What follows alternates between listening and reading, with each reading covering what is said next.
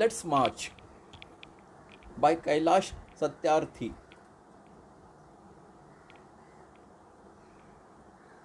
Part 1. My dear children of the world, Your Majesties, Your Royal Highness, Excellencies, distinguished members of the Norwegian Nobel Committee, dear brother Tom Harkin, brothers and sisters, and my dear daughter Malala. From this podium of peace and humanity, I am deeply honored to recite a mantra from the ancient text of wisdom, Vedas. The mantra carries a prayer, an aspiration, and a resolve that has the potential to liberate humanity from all man made crises.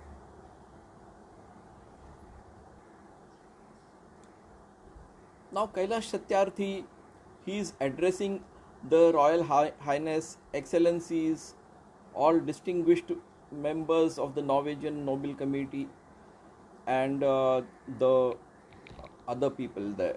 The brother Tom Harkin, brothers and sisters, and also along with him is Malala, whom he refers as his daughter. From this podium of peace and humanity, from the podium of peace and humanity means where he has been honored with the Nobel Prize and he is addressing from the podium. So he is deeply honored and he is taking the opportunity to recite a mantra from the ancient texts of Vedas. So he is reciting a mantra from Vedas, and this mantra carries a prayer. This mantra is a prayer. An aspiration. Aspiration means wish to have better life.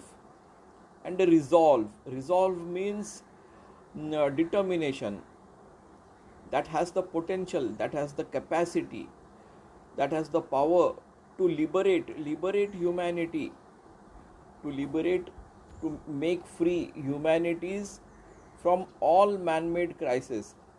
So man-made crisis, all over the world, the crisis, whatever crises exist, are because of they are man-made. And this mantra carries a power to resolve to liberate the humanity from all man-made crises. Crisis means problems. Let's walk together in the pursuit of global progress. Not a single person should be left out or left behind in any corner of the world, from east to west, from south to north. So, the author, the Nobel Prize winner, Kailash, Mr. Kailash, he wants us to walk together with him in the pursuit of global progress. Pursuit means in the search of global progress. Global means the progress of the world, and not a single person should be left out. Everybody should be carried along with him, or nobody should be left behind in any corner. In any corner means anywhere in the world, from east to west and from south to north, all over the world, no corner should be left unturned. All the people from all the corners should be in the pursuit of progress. Means each and every person in this world has to progress. Let's speak together. Let our minds come together. So if I have the opportunity to speak, the other people should also have equal opportunity to speak.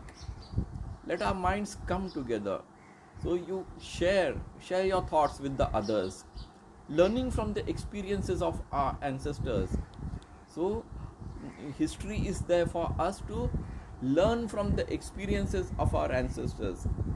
Let us together create knowledge for all that benefits all. So let us create knowledge. Like WhatsApp. WhatsApp was created by someone.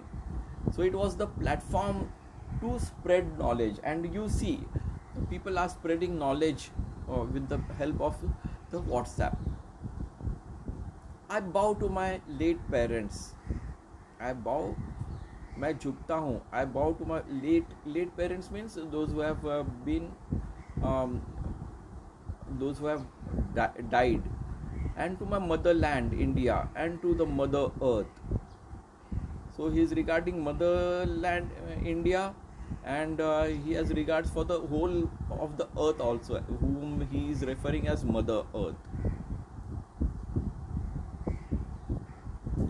With a warm heart, I recall how thousands of times I have been liberated, each time I have freed a child from slavery.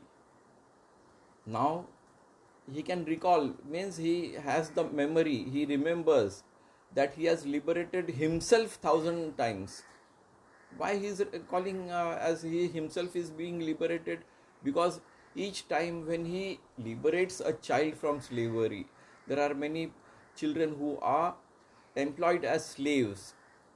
So when he frees one slave child from slavery, that means he feels as if he has been liberated from slavery. In the first smile of freedom on their beautiful faces, I see the gods smiling. So when such children, when they are made free, I can see them, I can see on their faces as if God is smiling. I feel that God is smiling. When they smile, it is very beautiful smile. I give the biggest credit of this honor to my movement Kalu Kumar, Dhoom Das and Adarsh Kishore from India, and Iqbal Masih from Pakistan, who made the supreme sacrifices for protecting the freedom and dignity of children. I humbly accept this award on behalf of all such martyrs, my fellow activists across the world, and my countrymen. So Kailash has started a movement known as Kalu Kumar, Dhoom Das and Adarsh from Kishore from India, and Iqbal Masih from Pakistan. So these are the people, Kalu Kumar, Dhoom Das and Adarsh Kishore and Iqbal Masih. They are people who have made supreme sacrifices for protecting the freedom and dignity of children. Dignity matlab izzat. I humbly accept this award on behalf of all such martyrs. So I want to accept this award. It is not only for me, but for all those martyrs, those Iqbal Masih and others from India. Those are the people on whose behalf, means for them, I am accepting this award. My fellow activists across the world.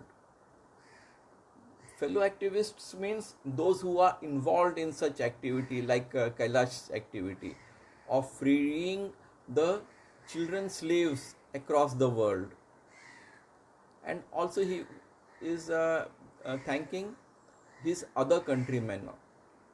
My journey from the great land of Lord Buddha, Guru Nanak and Mahatma Gandhi, India to Norway, is a connect between the two centers of global peace and brotherhood, ancient and modern. So the journey from the great land of Buddha. Now India is a great land of people like Buddha, Guru Nanak and Mahatma Gandhi. From this land, the land of peace, this is the ancient land of peace. And which is the modern center for peace? Norway, where he is getting the Nobel Award. So it is a connect between these two centers, between India and Norway.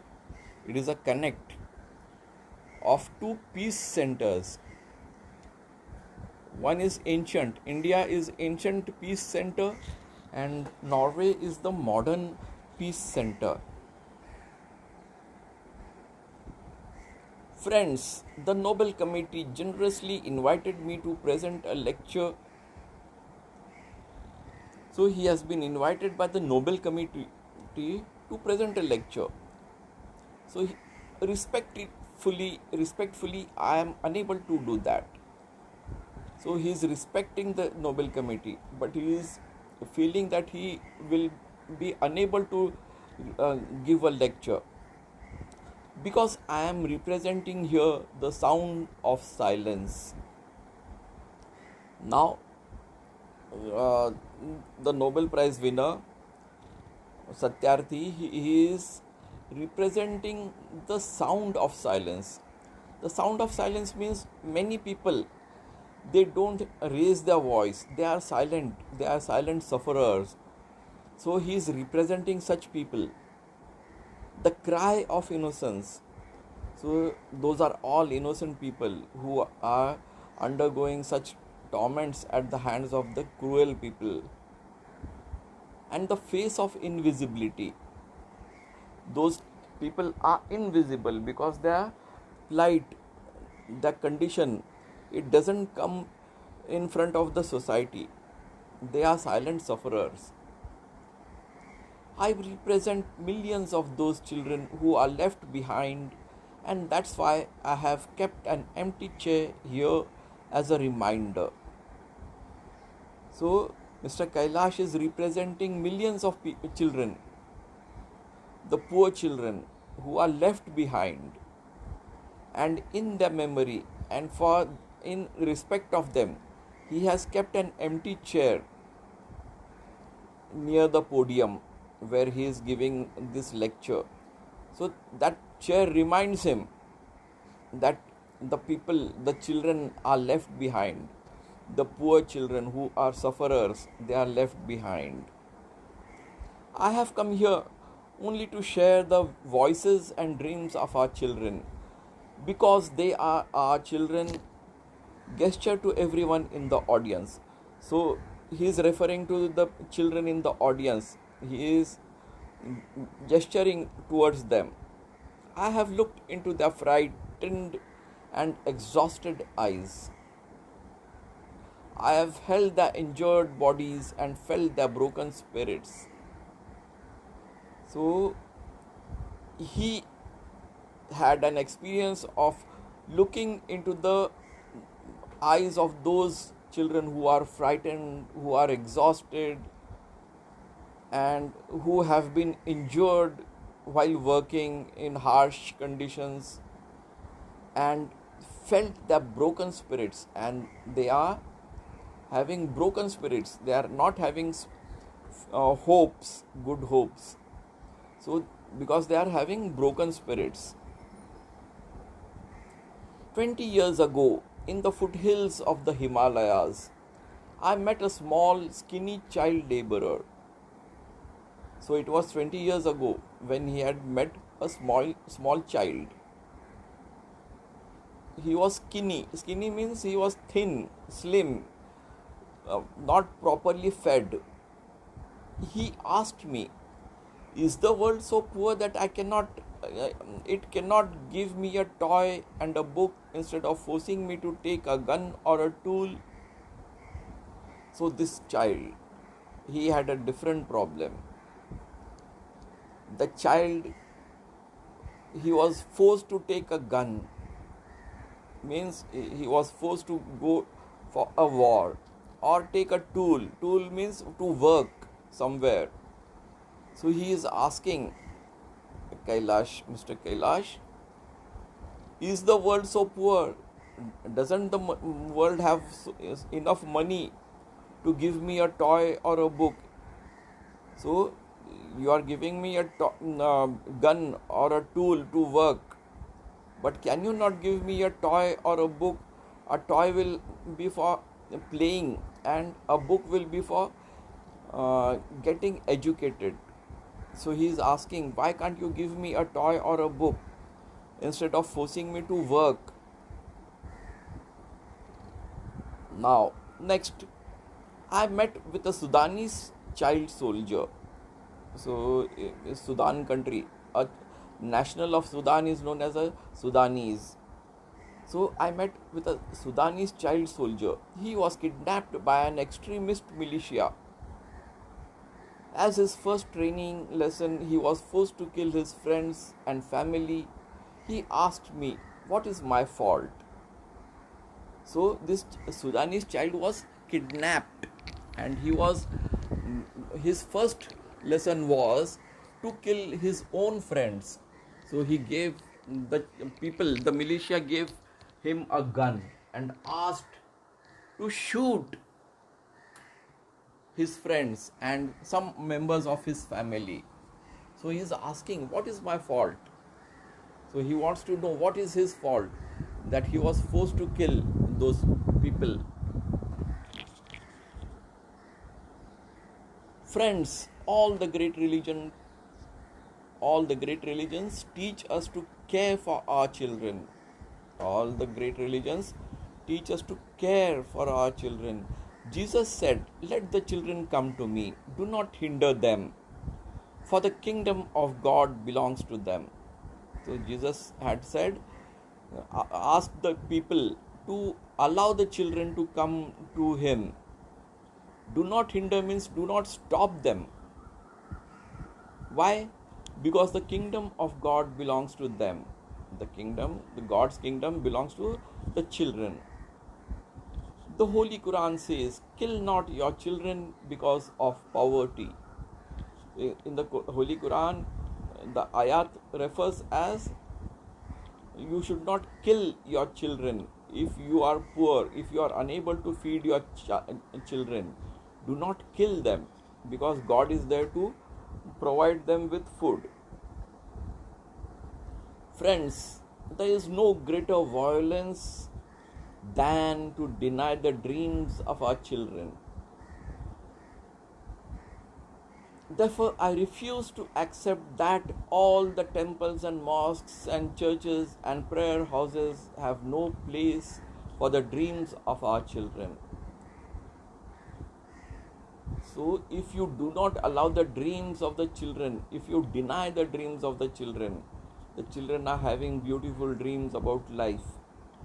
And if you deny them, if you do not allow them to dream that way, that means you are denying them the dreams. So it is a violence, it is a very great violence if you do that, if you deny the children of dreaming. So it is a great violence. There is no greater violence than to deny the dreams of our children. Therefore, I refuse to accept that all the temples and mosques and churches and prayer houses have no places for the dreams of our children. These holy places, temples, mosques and churches, if they do not have the place for the dreams of our children, I refuse to accept that. It cannot be. It cannot happen that these holy places, they have no place for the dreams of our children. They too allow the children to have beautiful dreams. I refuse to accept that the world is so poor when just 1 week of global military expenditure can bring all the children to classrooms. So the military expenditure only of 1 year of any of the countries, if that expenditure is cut down, that expenditure will be, with that expenditure they will be able to manage to educate so many children. To bring to the children to classroom means to educate them by admitting them in schools. I refuse to accept that all the laws and constitutions, police and judges are unable to protect our children. So I cannot accept there are so many laws and the constitution is there, the police and the judges are there, and still our children are not protected. I cannot accept it. That's what Kailash is telling. I refuse to accept the shackles of slavery can ever be stronger than the quest for freedom. So he is refusing to accept that the shackles of slavery, they can be stronger than the quest. Quest means curiosity for knowledge, the desire for knowledge, for freedom. So can the shackles of slavery be stronger than the desire for freedom? No, I refuse to accept here. My only aim in life is that every child is free to be a child.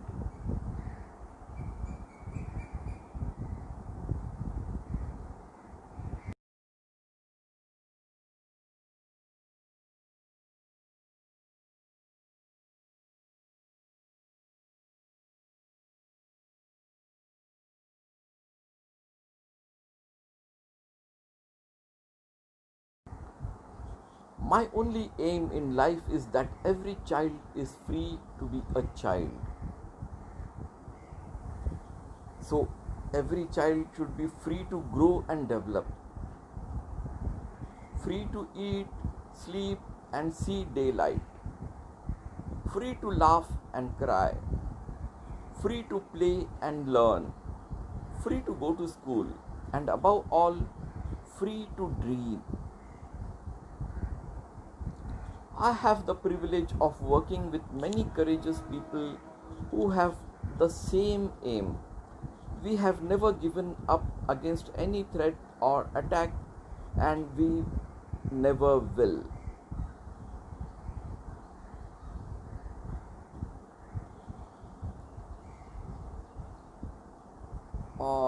The author has been getting threats from the other people who are against his activities.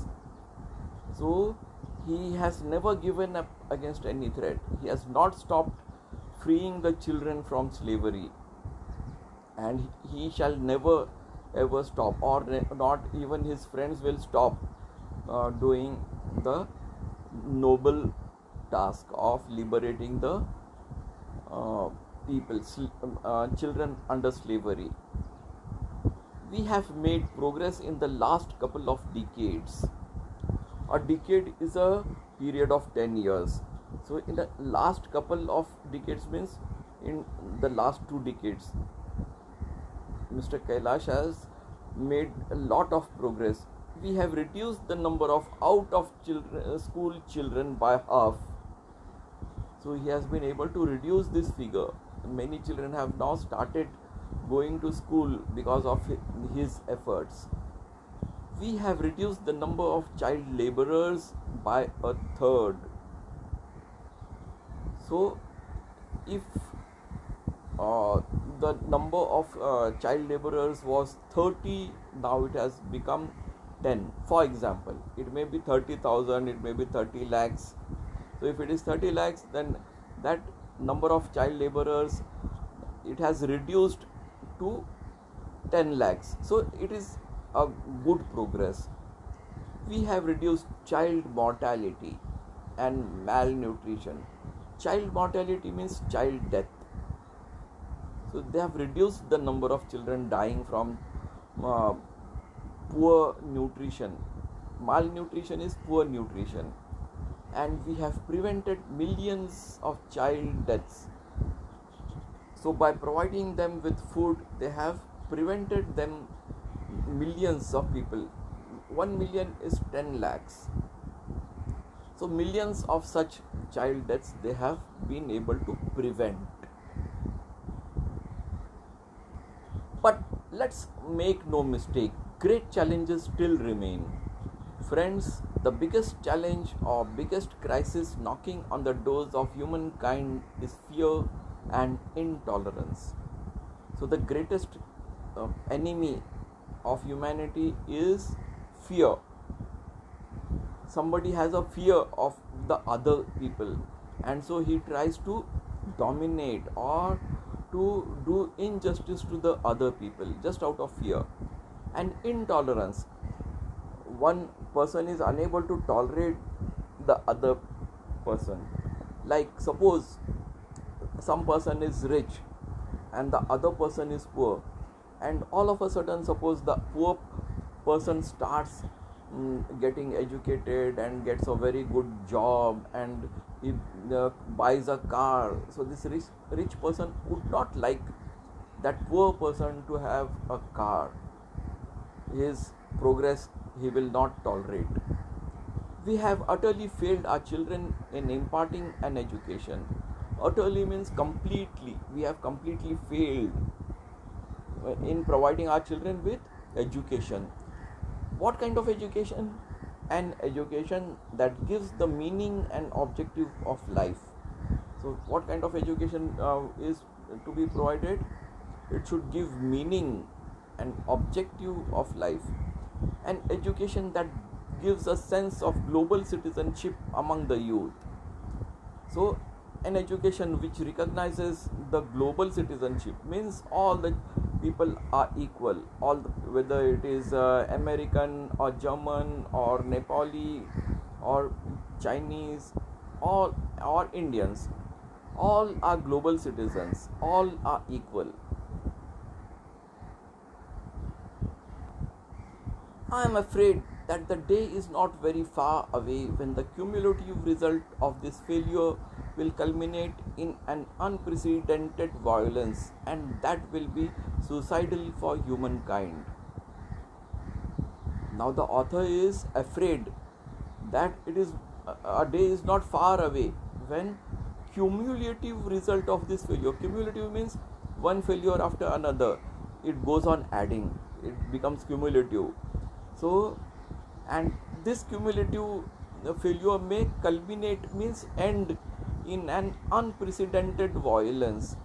In culminate means it may end up in an unprecedented violence, unexpected, lot of violence, and that will be suicidal for humankind. So humankind, it will become suicidal. Many people will suffer, many people will die because of this violence, unprecedented violence.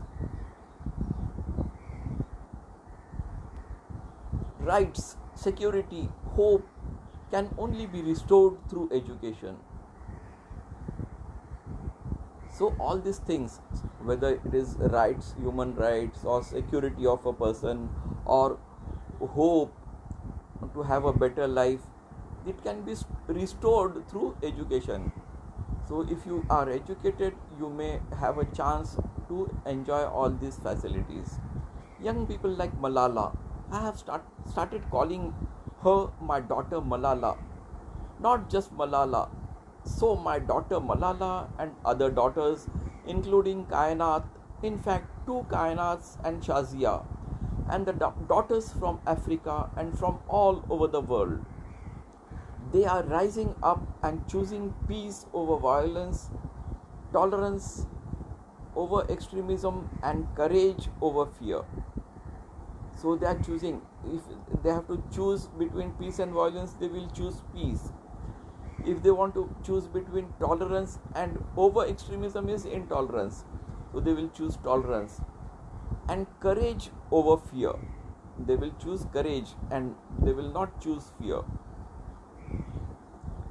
The solutions are emerging, but these solutions cannot be found in the deliberations, in the conferences alone, and cannot be found in prescriptions from a distance.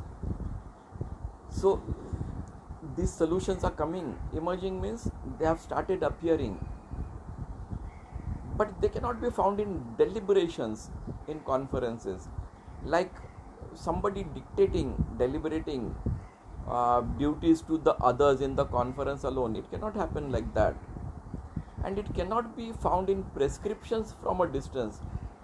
It is not like a doctor prescribing some medicines and you take the medicine and the patient will become okay. It is not that way. We cannot prescribe anything for the solutions over here. So those solutions have to come from the people with their participation. They lie in small groups and local organizations and individuals who are confronting with the problem every day. They lie means those solutions lie in small groups. If you take up a small group or a small local organization or an individual who are facing such problems, so the solution will come with them only. Even if they remain unacknowledged, unrecognized, and unknown to the world, the solutions are with them. The solutions to the problems of the people who are facing those problems, those solutions are with those people only. So the solutions lie in small groups, in local organizations and individuals who are confronting with the problem. Confronting means facing the problem, who are having the problems every day. So even if they remain unacknowledged means they are not known to the people of the world. They are unrecognized, their efforts are unrecognized, and their solutions are not known to the people.